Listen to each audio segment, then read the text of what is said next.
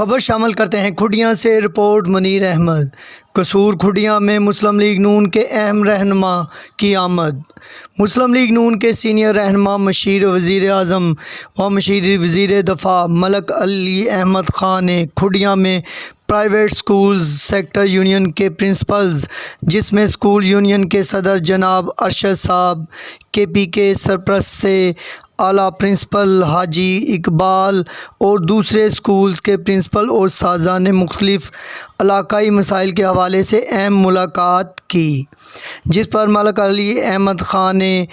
ان مسائل کو جلد سے جلد حل کروانے کی یقین دہانی کروائی۔ اور اس ملاقات میں وزیر اعظم شہباز شریف کی 30 جولائی کو کھڈیاں آمد کے حوالے سے بھی بات ہوئی اور کھڈیاں میں موٹر وے کے حوالے سے بھی بات کی گئی اور مزید